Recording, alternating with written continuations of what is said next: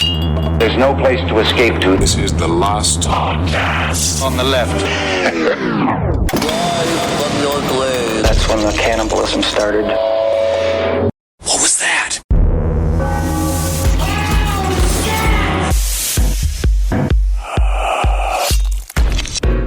Ben Kissel just told me that he would be entirely fine with using recycled condoms again. I did not say that. He would be fine with it. No, I did not say that. We were talking about recycling, and I said it's important to recycle all plastics because at some point they just end up in the ocean. And then you have said, oh, so you want to recycle condoms and you want to wear used condoms? And I said, no, I don't want to do that. I just want to try to save the fish. We were talking about this story. This is true about someone. We'll get into this.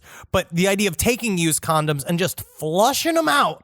Well, and this then happened putting them in back Vietnam. in. What are they like? This like going Leroy Jenkins. Well, have and fun then with it. all of the condoms just All go right. back into circulation. Welcome to the last podcast on the left, everyone. I am Ben, hanging out with Henry Marcus Parks. Will be back with us next week. But yes, okay, so Vietnamese place. Let me first say, number one, thank you guys for the wonderful well wishes that you've sent towards Marcus's family. They are currently out of the woods, I just want you to know They're that he on the really ranch. appreciates it. That he really appreciates it, and he Yes. is going to be back next week where we resume our normal scheduled programming. Thank you all so much. You are all super sweet people, and we love you with all of our hearts. 324,000 used condoms have been washed and resold. This was in Vietnam. We're going to get to some listener pasta here in a second. Again, thank you all so much for reaching out and sending us your great stories. But we figured this is really the biggest story of the week. Vietnamese police have confiscated 360 kilograms worth of used condoms, which I don't know much about measurements, but I think it's a lot of condoms. Think about the smell of this apartment building, because the way they treated them was like, there's a photo here of just a man with, I'm going to say, not enough gear on. He's wearing gloves and he's got a mask on. Tiny mask. The tiny mask tiny guy. that people grumpily put on to walk into a Home Depot. There should be a step up for him when you are handling just bags and bags and bags of used condoms that have been boiled, dried, and then put up for sale. You would rather have them like wet and resold? No, Okay. I want them. No, My I'm not problem I'm with saying this, all of it is My bad. problem with this is not the recycling of the condoms. It's that they're using the condoms again as condoms. That is the problem. What about a house? What about a hat for a mouse? This is what you What were about saying something before. fun? What about if booty for dogs? Dog booties. You know, when you go outside in the wintertime and there's a lot of salt on the street, you see these dog booties. They're just balloons. They're just balloons. I am saying we just got stop done polluting the oceans. You just got done giving it to Wanda, right? Oh, I love why. You know, Wanda and I have been together for a while now. You just got done, and Wanda's like, "Oh, Ben, I wish I could get a baby." And you're like, no, I wouldn't saddle you with that responsibility. And then you go out in the backyard with a little hose and Am I Rory Orbison? What's going on? But you just spray it out with a hose and shh. All right, Puffin, time for your walk. There's a lot of salt on the ground. It's going to snow in Los Angeles because the climate change is simply out of control. I could go for a little snow every now and again. Honestly, it is nice to have a change in temperature. So the problem here is that they were reselling the condoms as condoms. Yes. And not telling people maybe they were used. But I would say the telltale sign that they are used is when they are shaped like the head of a dick. Because normally when you first see a condom, it's flat. It doesn't look like a Casper the Ghost action figure. Well, the government said condoms are classified as medical items. Did not know that, but very interesting. They should be. So we will take a look at the several laws that the owner has broken. So even the police are not sure what laws are being broken, but they assume some are just because they've never heard of reduce, reuse, recycle. This is the recycling is not the You problem. didn't watch Captain Planet as a kid, huh? We reference Captain Planet like 2 times a month. I actually didn't like that show, but that's just me. Why didn't you like it? I like the villains. It's not a superhero if you have to have 6 kids put rings together to summon you. No, that's cool. That's kind of more of an anime thing. It's like Power Rangers. The idea of like but a group. What if one loses the ring and then you die? The symbolism is that a group together are stronger. Yeah, I know what the symbolism is, but I thought that was actually propaganda in many ways. And this is how you started as an 8-year-old libertarian? No one can ever come together. It was propaganda, but at the same time, I think with the condoms, think about your toe. You stub it, put a little condom on there. You can do so many things. It's just what you have to do is break your brain out of a tube of plastic, a tube of rubber. What you're audience thinking can is, see my face right now. What you're thinking is, it can only be used. It can only be used as a prophylactic. It can only be used. It can't only be used to go on my dong. But in reality, what else could you use it with? Maybe you're taking a hot dog to the park. It used to be pop filled the hot dog in there with semen. Or that's the question here. That's the problem here. And but and semen sometimes just gets washed out like anything else, Henry. I am so beside myself just from your simple reaction to this story. It is because the problem is not in the recycling. The problem is in the. This is what I've been saying. The problem is in the branding. It's just you can't resell them as a condom. But I'm saying, cut them up. Make a fun little tie out of it. I am mortified with you. I'm mortified with you. You know what? How do you get a ring off when you've gained a little bit of weight? Maybe you've been happy. Maybe you were divorced. Married. No, you don't get divorced. You don't do that. No, maybe you take the condom and you go underneath the ring and then you wind it up and then the ring comes off. You know those tricks. Like how you can take absolutely. a potato and jam it into the light socket and take the little bulb that broke off. I love Kissel life hacks so much. It really teaches everybody about how the way you were raised. But apparently the big process here, what a Pham Tin Tong Nyok said, I don't know how to pronounce the name. I'm sorry. I don't know how to pronounce the name. She told the authorities that she had received a monthly delivery from an unknown person. Okay, well, don't do that. All of it is wrong. Okay. And then the main process that she did was the boiling and drying, but then she had to reshape it with a wooden tool. I saw the wooden tool. It is a bit like it's a like bit of a dick. rolling pin, kind of like a dick. It's very large. Yes, that's the problem. That's what I'm saying. It's the manipulation and it's the lie to the consumer that this was not a used condom. If you buy a lemon. You think about the car, it's up to you have to tell the person, has this car been in an accident? Yeah, but again, you're trusting the car salesman. But if they put used condom for sale, then it's also like, well, consumer alert, consumer aware. You're talking about no regulation is what you're talking about. You're talking about a non-regulated market. This is a laissez-faire system is what you're talking about. Where the customer decides. Let the consumer know what they're buying. You know what? Somehow I've been brought all the way back around to vaguely agreeing with you. Thank you. You know what I was also thinking in my mind the other day when someone says, hey, when someone gives you lemons, you should make lemonade. Sure. In my mind is, you should sell the lemons. That's free collateral. That's free capital that you just got. Yeah, of course. Everyone, that great lemon shortage that we're going through now. Also, in order to make lemonade, it's not just about the lemon. It's sugar and water, and there's a lot of other things involved. You can't just have a pile of lemons and make lemonade, and that's why the whole term makes me upset. By the way, we did get a big response when it comes to the plums that Henry received from his Uber Eats driver. This woman gave him a bunch of plums. Some DMs were upset with our reaction to the plums, saying, isn't this the world we want to live in, where people give gifts and everyone's really nice? I'm fine with I love gifts. I love people. But I don't like cursed plums. It's just a strange thing to do, taking strange fruit, not even strange fruit, but just fruit from a stranger. It wasn't about the fruit. It was about how the fruit was given to me with a sense of desperation and a sense of hauntedness, like she was a ghost woman. Yeah, that was the problem. That was the problem. It's not her extending a hand of love via the plum.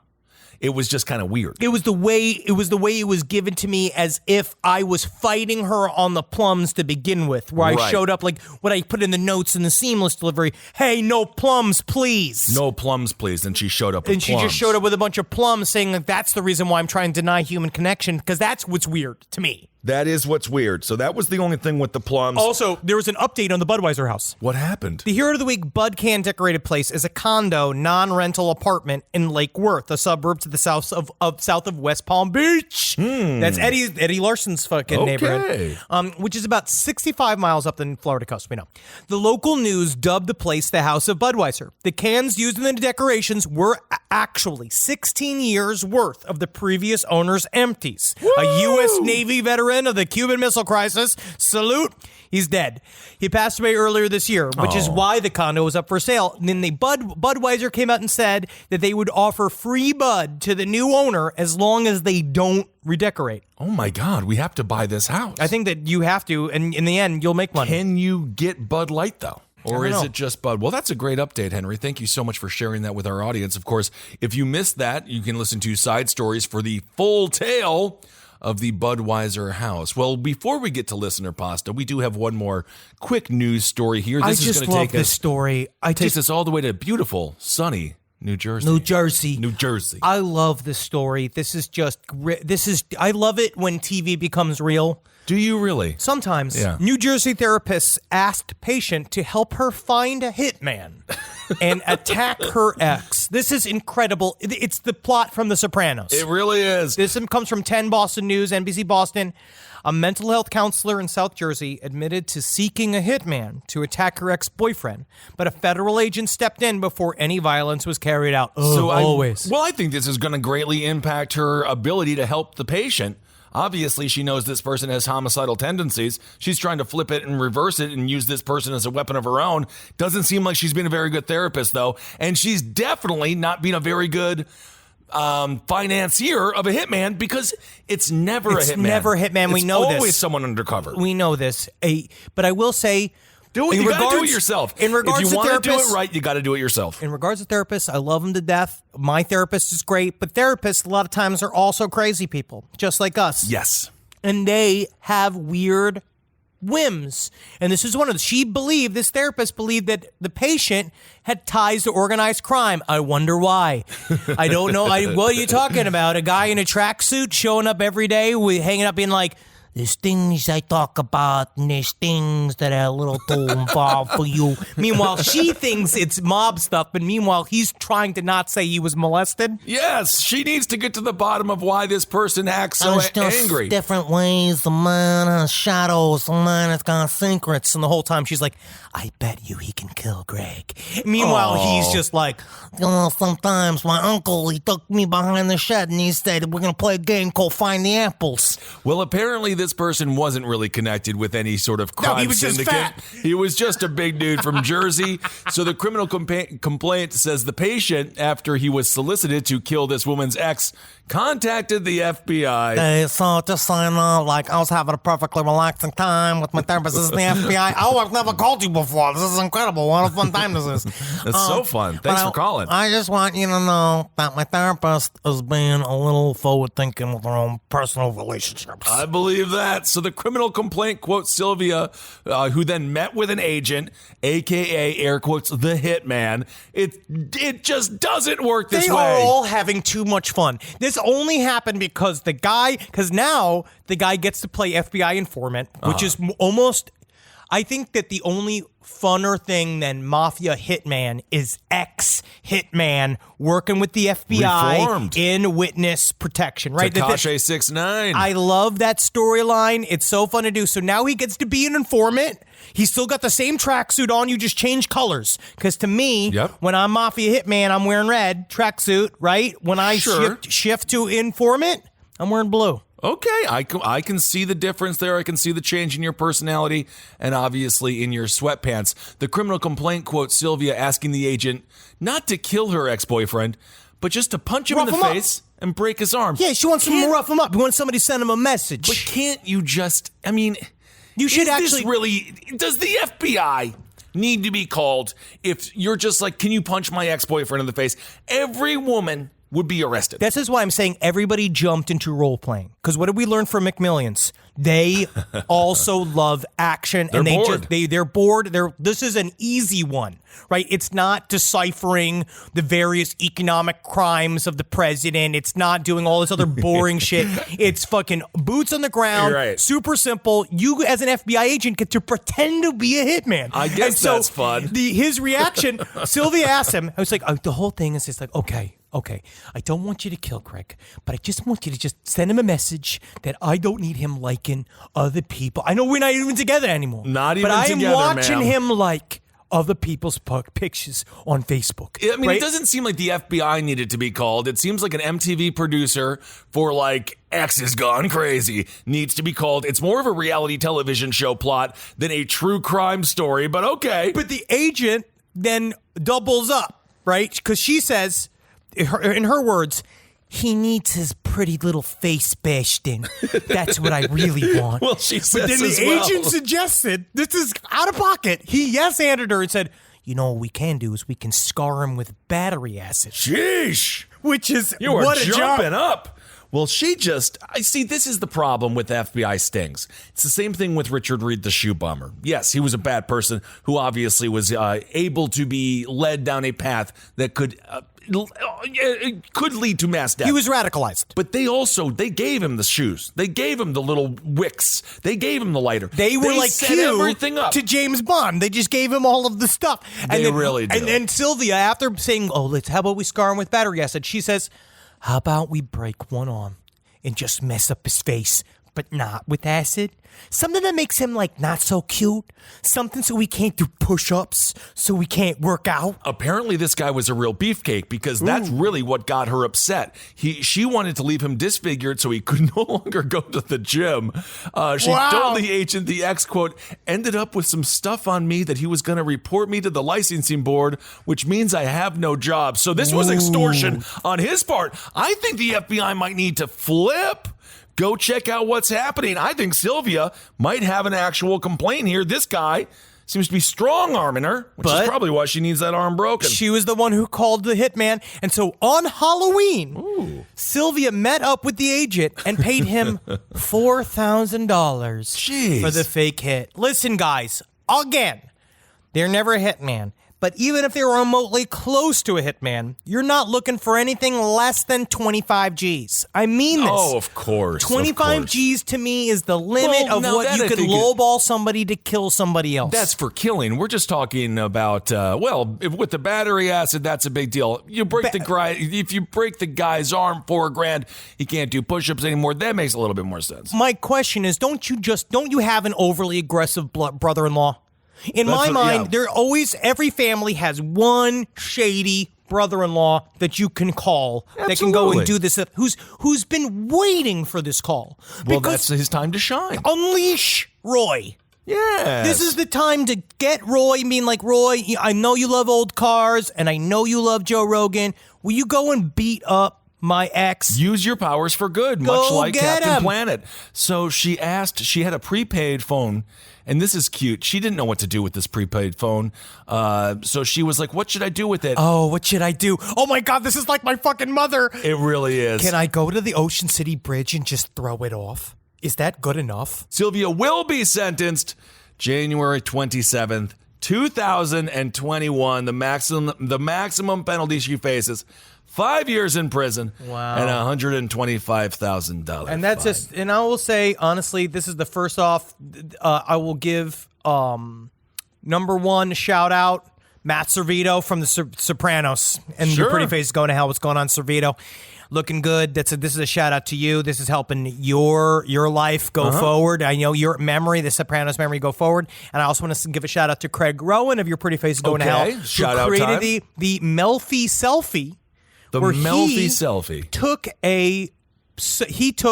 He started the Melfi selfie. Now, what's the Melfi selfie? Where he got a selfie with Dr. Melfi from The Sopranos.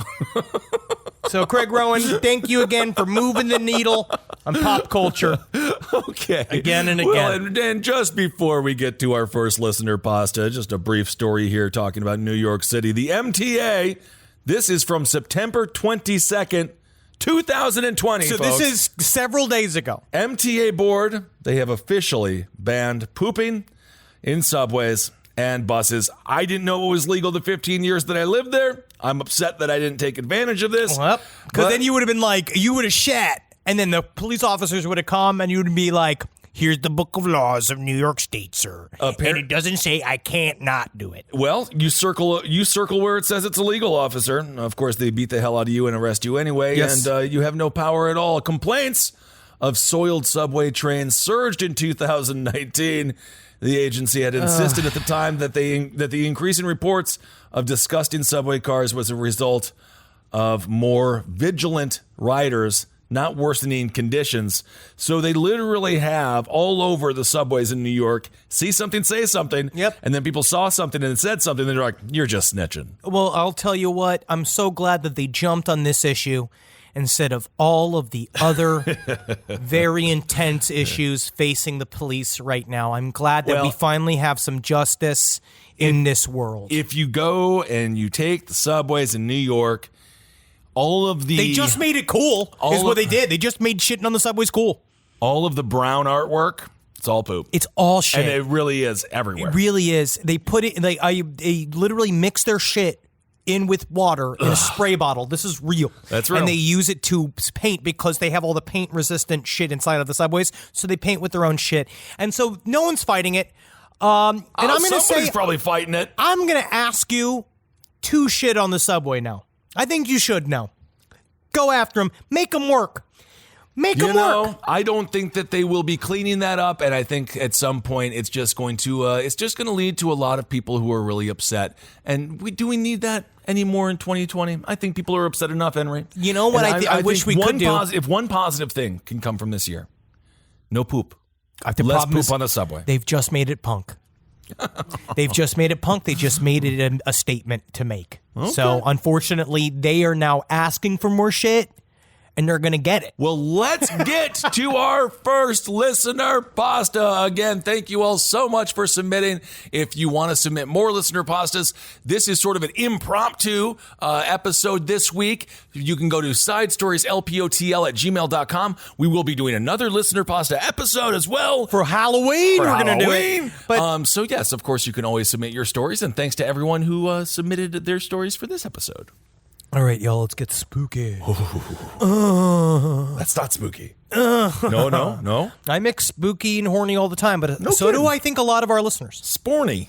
Sporny. Spooky horny. I think we do. I think a lot of our audience is very spooky and horny. I agree with that. So this is called Lost Time. When I was about 15 or 16, my best friend's older sister was visiting colleges around the East Coast of the United States.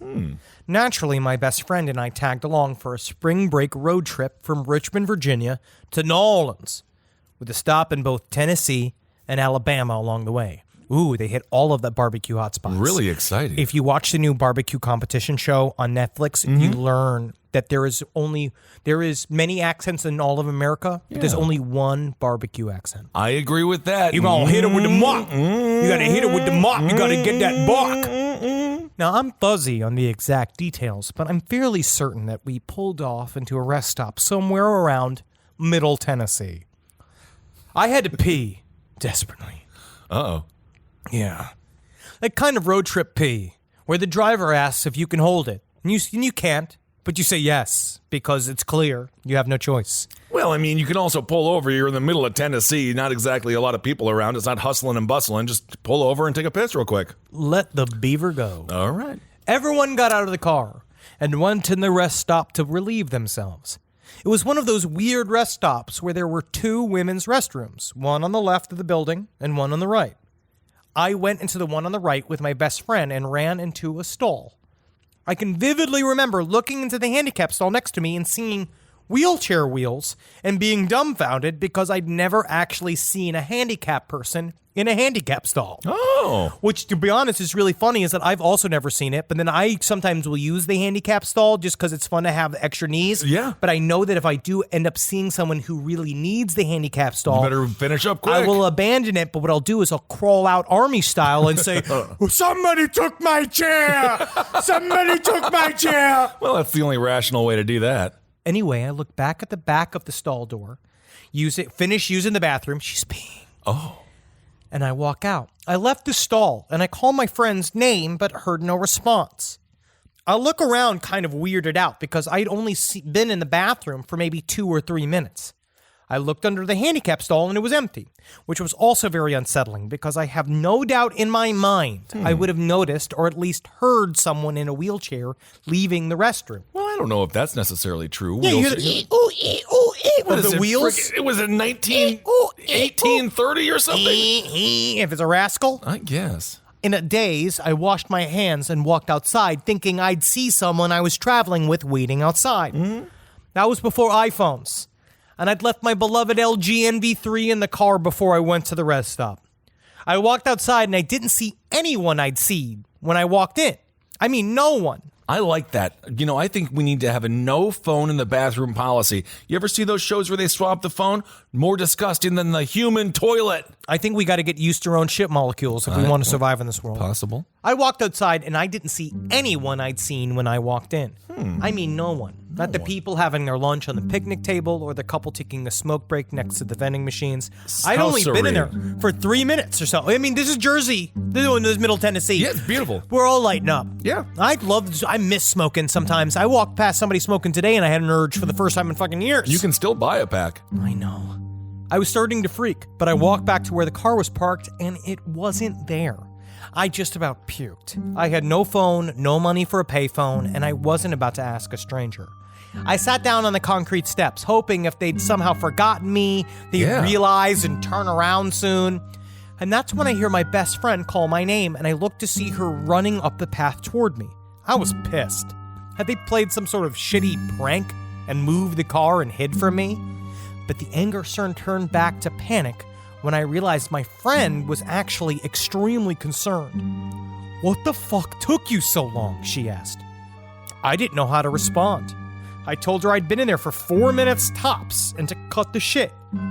She just looked back at me unamused and told me they'd been waiting for a minimum of 30 minutes. They had moved the car to a more central location to wait for me so they could see me exit the bathroom. They never saw me exit. I get chills just thinking about it. I know it's not a huge chunk of time lost, but I know I was in the bathroom enough to pee, no more, no less. I cannot account for the 30 minutes my friends say I was gone. Well, it could be a mystery poop situation. And sometimes when you're in the midst of just a wonderful evacuation, a bowel evacuation, you do lose time. I do. And maybe she just doesn't want to admit to her friends that indeed it was not a pee, it was in fact a poop. Sometimes maybe that's what it is. You're ripping up, but I like spending a long time in the bathroom. Oh, it's the best. It's so much time. It's the only time that things are truly remotely private, especially in quarantine. You're not allowed to be filmed in there. Get the cameras out. It's the only safe place to be in this country. Unless you put the camera in there. And then you get, well, then that's bad. Shit. Good Lord, that's very bad. All right. This story comes from Faith Trowell. Faith, thank you so much. It's called The Slink. You know, you've gotten better at reading, too, from the past till now. I haven't read this. Yet, so. Something is hunting me. That's how it starts. Something is hunting me. All right, so this is The Slink by Faith Trowell. Something is hunting me. I felt its presence since I was a kid. Horror stories were always my first love, so I thought I had made it up to scare myself. And how fun is that? But I couldn't get this out of my mind. It followed me into adulthood. Seems like she has some kind of haunting. Again, this is called The Slink. I'd never seen it, even though I knew exactly what it looked like. She never saw The Slink before. The feeling it gave off told me everything I needed to know. It never had a name, but now that I'm writing this, it seems like I should call it something, so here goes. It is The Slink. Perfect. I settled on this name because that's the closest thing to the way it feels. Like it was slinking around corners and underneath beds. It moves slowly and silently with purpose. That's like you. Yeah, I have a certain image of how it looks in my mind. I hate to even think about it, but maybe it'll help me if I see this all the way through. The Slink has a long, emaciated wolf's body. Ooh, kind of cute. The Slink has like one of those police dogs. What are those called again? What? The police dogs. A police dog? Yeah, the ones that are police dogs. What do you mean? What kind of dog is a police dog? There's many different types. There's German Shepherds. German Shepherd. The Slink is a long, emaciated wolf's body. Its ribs stick out at odd angles and shift as it creeps along, almost touching the ground. Its entire body is covered in mangy black-blue fur. Hey, when you go over there and you go take a look at it, make sure it's on Andy's Circus. Absolutely. It's the color of a fresh bruise. Seems like this is just a dog who needs to be fed. The Slink's face is a mockery of a wolf's head. Exposed bone shows between patches of sickly fur. The eyes are hollow sockets, deep and hungry.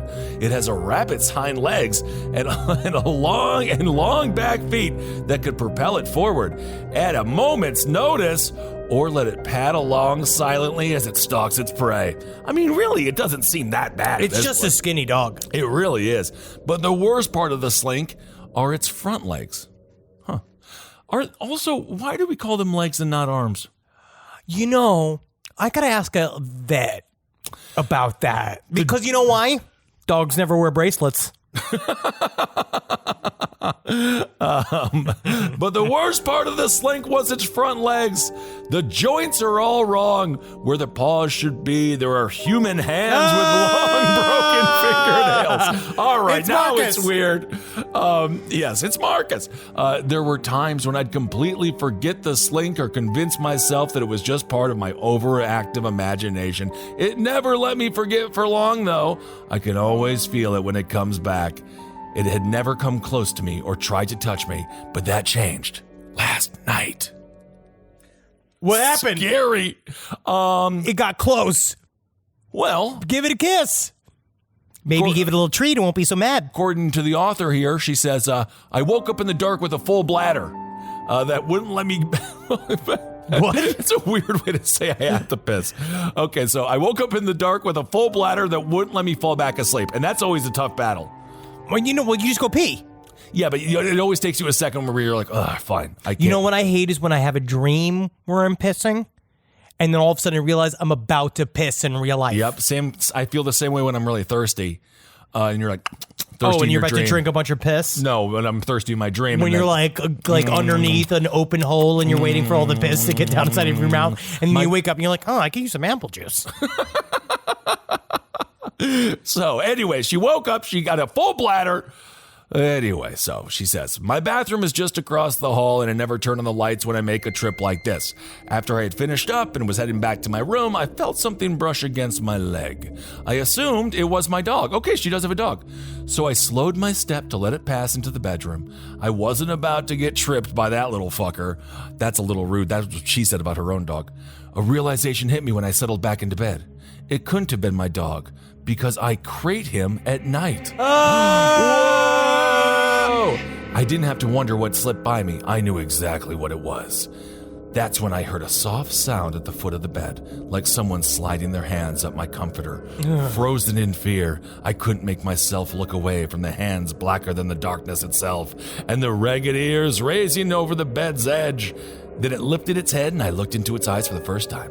The sockets weren't hollow at all. There was a blue eye shine that reflected back at me from the abyss of its skull. Cool. At that point, I guess my brain gave out.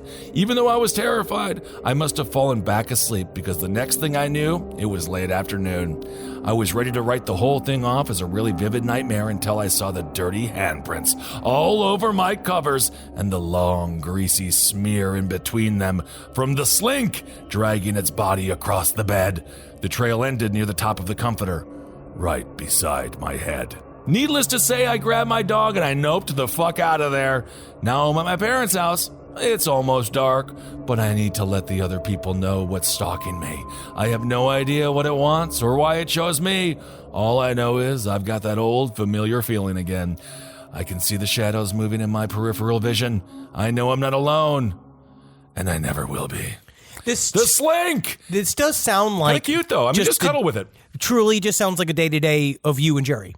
Yeah, me and my little guy. You wake up in his like little blue hinted eyes and you're just like, oh, Jerry, you better go back to sleep because you're going to wake up your father. Well, Jerry is waking up all hours of the night. He starts barking out the window. I've got to get him, but you got to cuddle the dog. And then he comes in and he likes to burrow. That's which Wendy. Is kind of nice. Wendy's a burrow-ter. I love that. She's a burrow-ter. Well, thank you so much, Faith. That was indeed a scary story.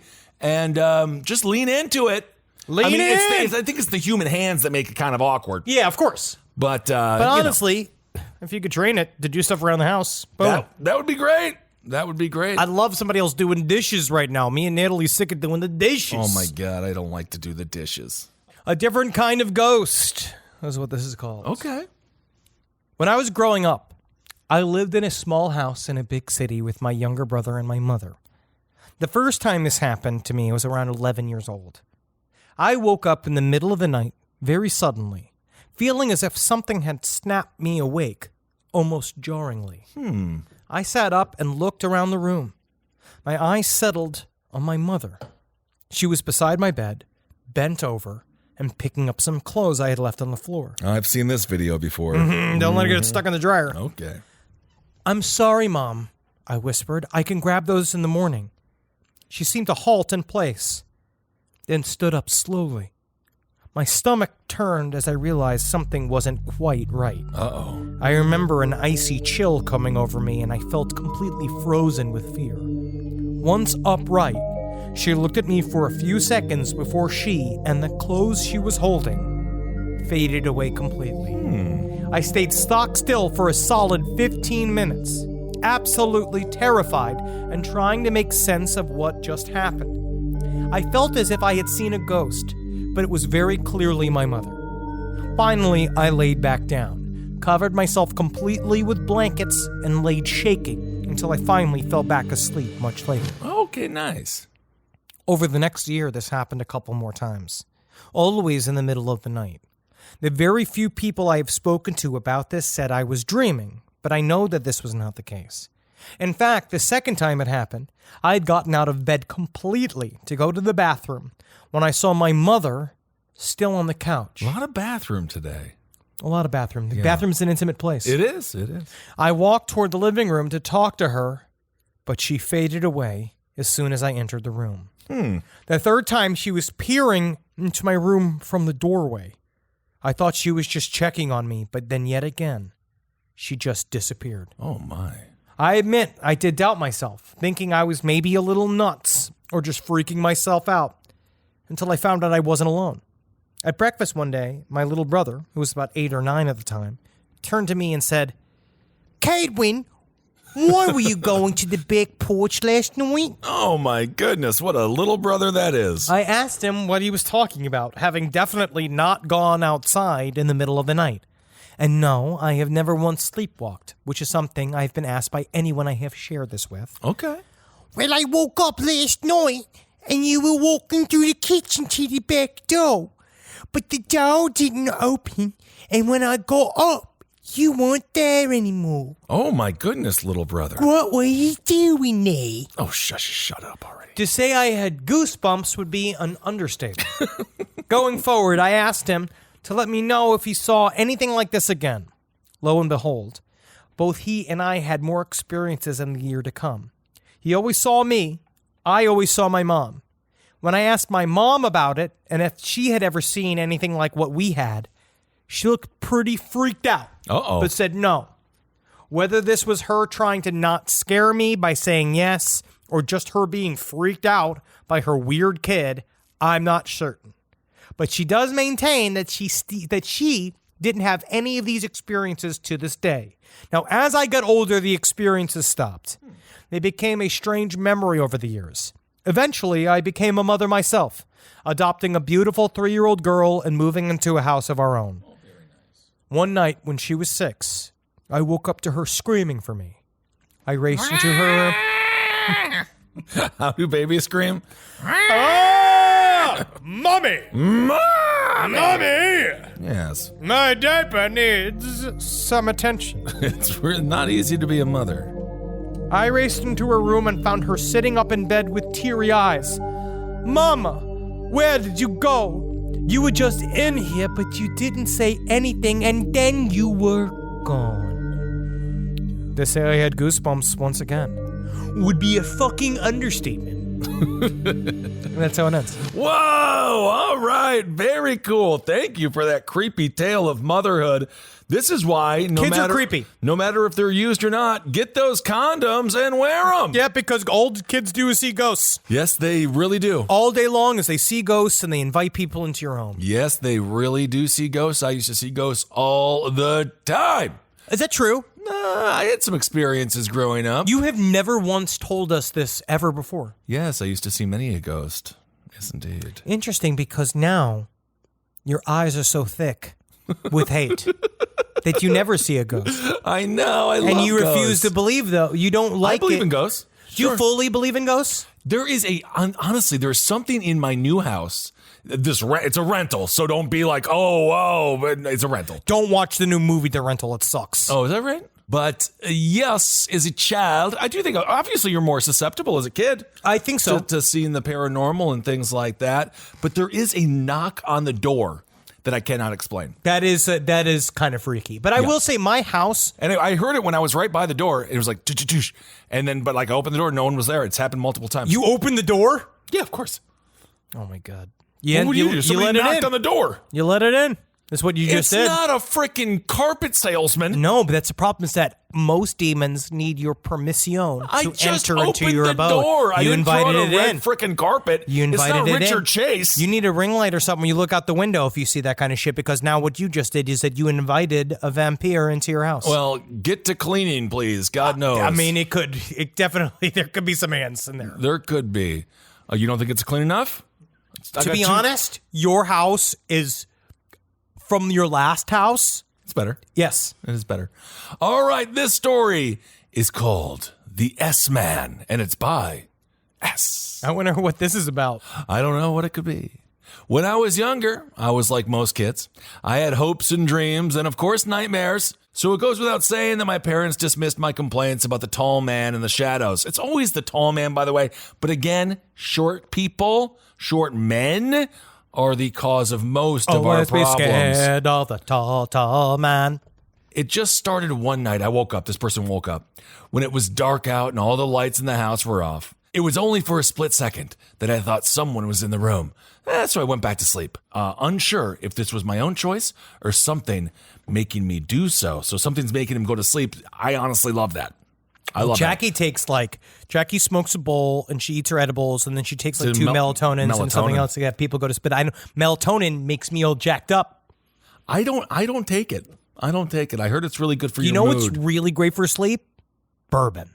You go right to sleep. It wasn't until I don't know if this person's old enough to drink bourbon, so. Anybody's old enough. Well, it wasn't until a few nights later that I realized why I awoke. It happened again.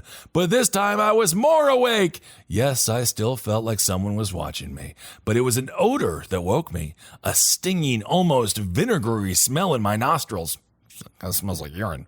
It resided, and I drifted back to sleep only a few moments later. As I did, though, I swear I saw movement in the corner of my room. That's very scary. Yes. The third night is when I actually saw him. Same pattern, waking up, stinging smell, and there he was, standing in the corner. A tall, seemingly made of shadows. He wore a wide-brimmed hat, and his head was tilted. Almost like a gondolier. Almost like a gondolier. Yeah, wide-brimmed hat, and his head was tilted, covering the top half of his head. All I could make out was a wide, crooked smile with even crookeder teeth. More crooked teeth. Woo! He's very scared of the teeth. He raised a finger to his lips and shushed me with a long, drawn-out sound. I don't know when or how I got to sleep that night, but the next morning when I woke up, the smell was still there, lingering in my room, my clothes, and even on my breath. But when I complained about it, no one, including my friends and parents, said they smelled anything. But it was there. My dad kept laughing that the smell was me being afraid of my own farts. Funny dad. I didn't find it funny. And no matter how many times I told her, my mom said there was no man. The shadow was just that, a shadow.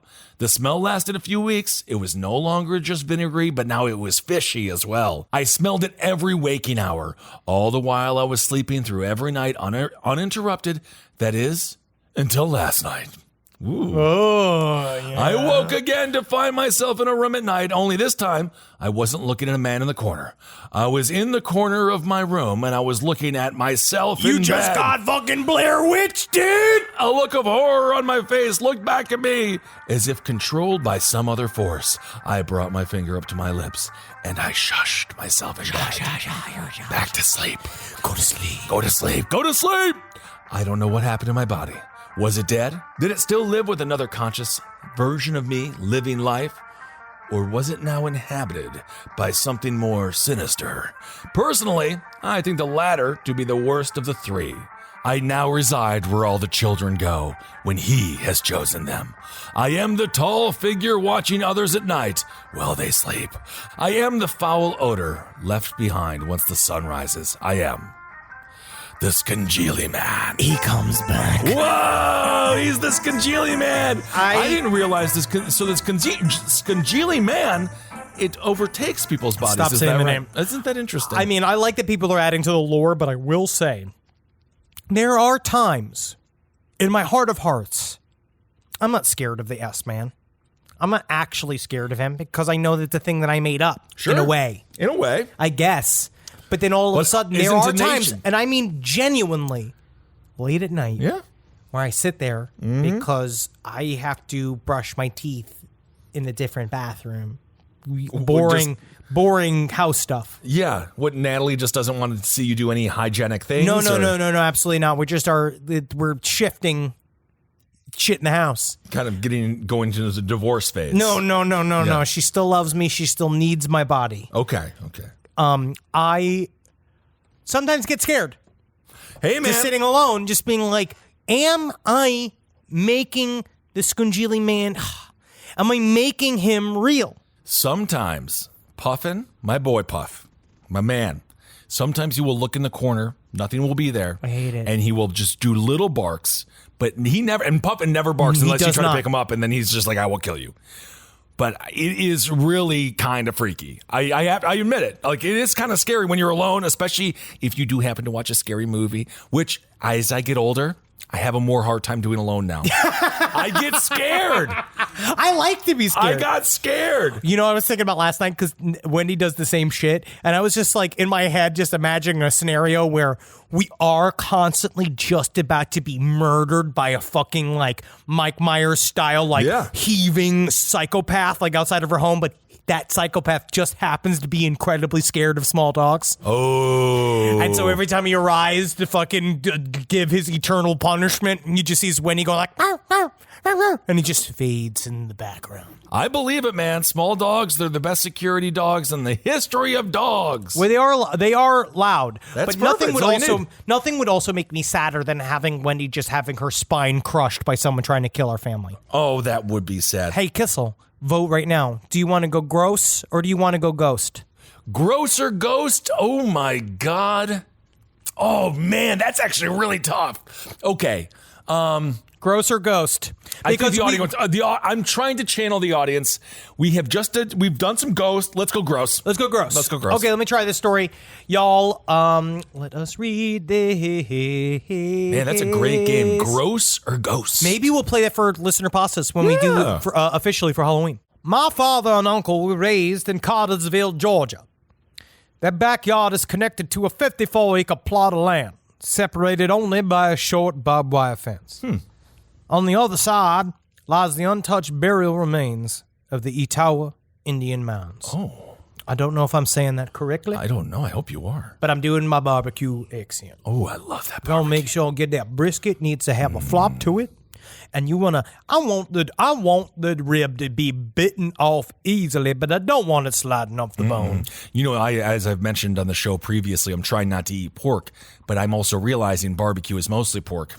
Can't let go of barbecue. I don't give a fuck what anybody says. I don't give a shit. I have a whole bunch of baby back ribs sitting in my freezer, and I'm going to fucking unleash them very soon. I've been thinking about barbecue all week. I need to get a smoker. Okay. But I'm the only one who eats smoked meats in the house, so I'm going to get this smoker, and then what I'm going to do, going to make a whole rack of ribs just for myself, and then all of a sudden, that's how I die of John Candy's death. Oh, 43 year young. Fingers crossed. Absolutely. My uncle still lives there, and a few times a year, we would come up to visit my father's childhood home. When I was about 9 or 10 years old, my cousins and I started building up the courage to venture over the barbed wire and explore the eerie field. We would pretend we were ancient hunters, chasing the groups of cattle that meandered the property. The air was always stale, and each time we got too close to the tree line, the unnerving feeling of being watched made the hair on my neck stand on end. Cool. It wasn't coming from the slow grazing cows, but seemed to lurk somewhere just beyond the herd. One night, we were heading in for dinner. I felt the same primitive static of being stalked by an unknown observer. Before jumping over the fence, I turned back and caught a glimpse of it. Dark, yellow eyes illuminating a four-legged shaggy frame. It hugged the tree line before darting back behind one of the burial mounds. Later that night, I asked my uncle if he and my father had ever noticed a shaggy dog lumbering around the property. Oh, a shaggy dog. The story he told me haunted me for years to come. You stay away from the big ones, he said. They have room inside. What? Room inside for what? For what? I asked, terrified that he actually knew what I was talking about. Oh, my. He leaned in and explained. When your dad and I were kids, we saw a dog that at first seemed to avoid us. But day by day, it would allow us to get closer and closer. Finally, we managed to get within arm's distance of it. Its eyes were warm, but it kept raising and lowering its head, almost nodding, inviting us to come closer. Oh. And as I stepped forward, I could hear low guttural sound coming from inside. A mix between a thick cough and a painful moan. I think it's her. Sounds like me having sex. Yeah, redneck orgasm there. I said, looking back at your dad, who said already had taken a few steps back. That's when I noticed it. A long seam ran crookedly from the dog's jaw to the underside of his belly. Before I could turn back to show your dad, I was paralyzed by what I saw next. Whoa. A fleshy tag at the top of the seam began moving, separating skin from skin as the stitches broke apart.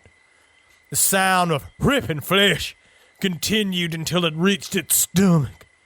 From inside the shaggy limp shell, a pair of arms, followed by a torso, and the head appeared. What? It was Ace Ventura. Whoa! No, it was an old man.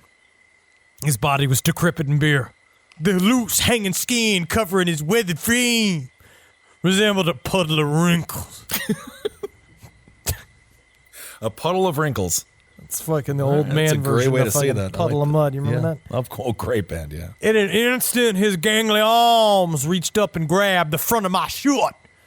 Dragging me closer, he clasped his bony hands around my waist and pulled me into the dark, open cavity. Pressing me into his papery flesh, I could smell the stench of rotten meat. Screaming, I looked through the open carcass to call out to my brother, but he was nowhere in sight. Unable to move, I watched as the fleshy zipper began jaggedly sliding back into place, sealing me inside its rotten frame. Oh, my. And the last thing I felt was hot breath. It was rolling down my neck. It's a long explanation to this kid. Coming from the creature pressed behind me.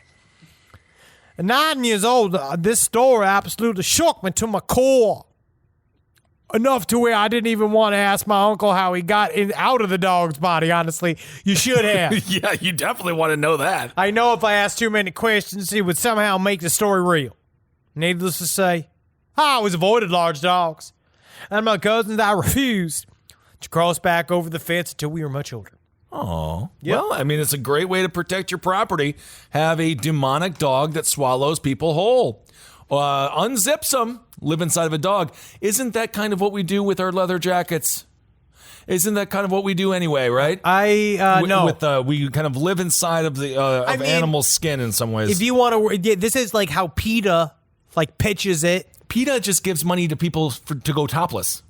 I would love think that they who's actually ever in did charge that. of PETA just wants to see boobies, and they found a really weird way to do it. They're a weirdly very metal organization because they're both terrorists, but also with tits out. Yeah, that's And true. I'll see more of that. And of course, we love animals. ASPCA is where it's at.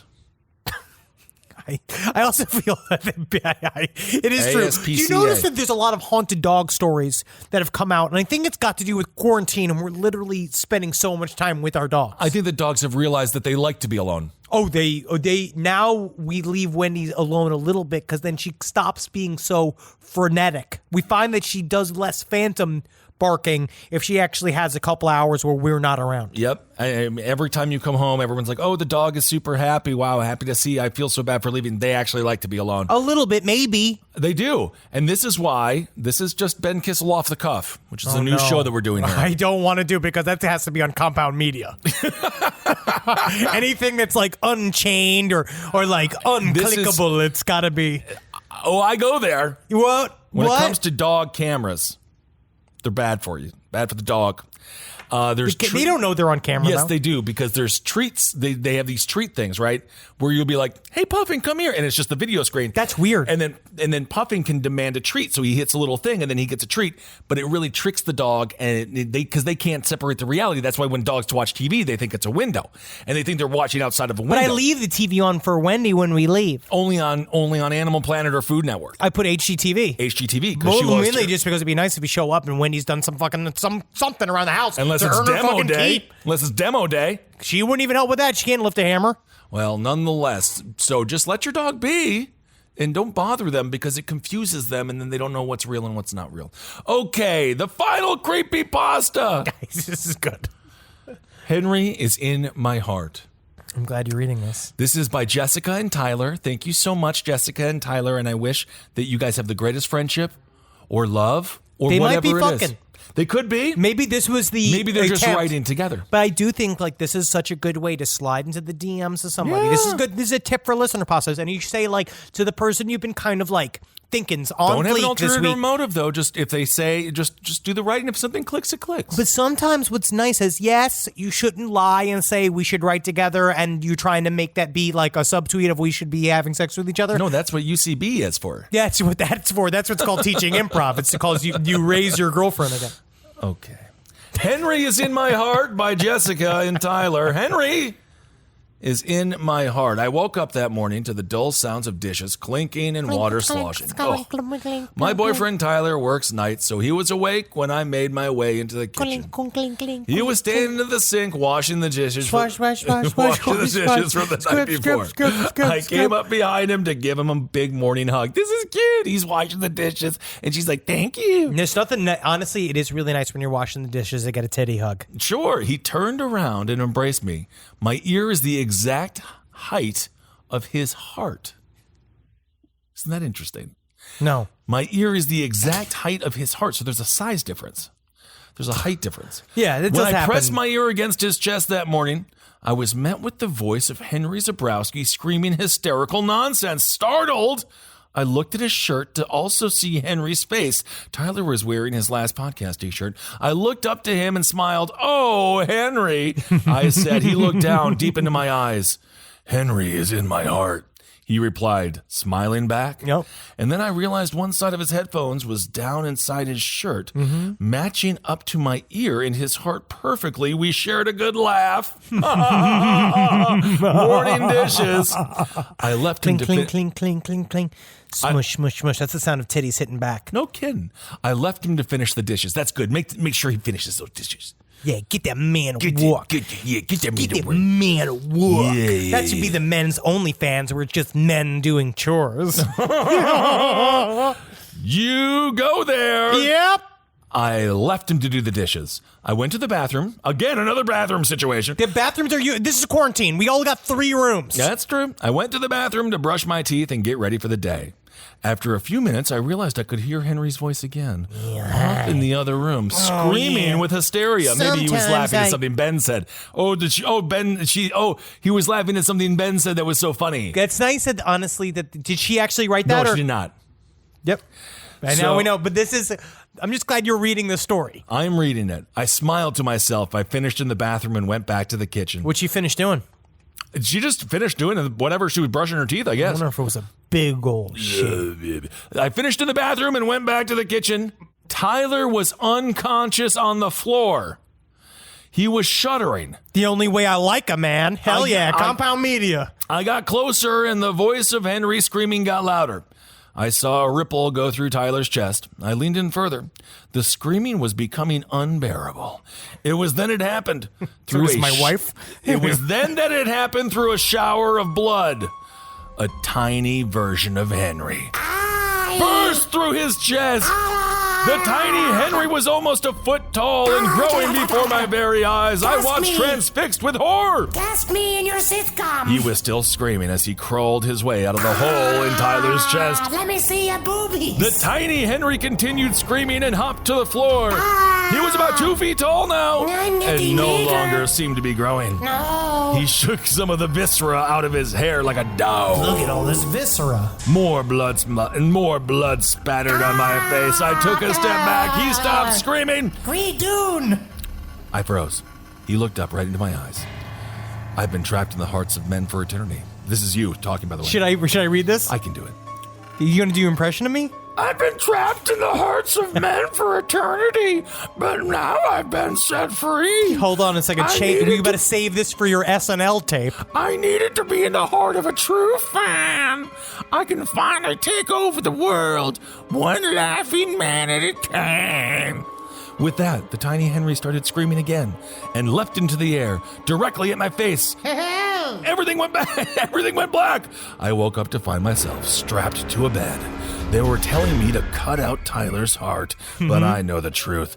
I know that tiny Henry is out there, waiting in the shadows. He just wants to make you laugh. He just wants your heart. That's it. Wow. I mean, and this is completely true. All I ask Scary. all I want is your undying of devotion. I want total control over you. Wow, no, that's not good. No, all I really want you to do is, again, lastpodcastmerch.com. You can go and check out all our wares and Last Podcast merch.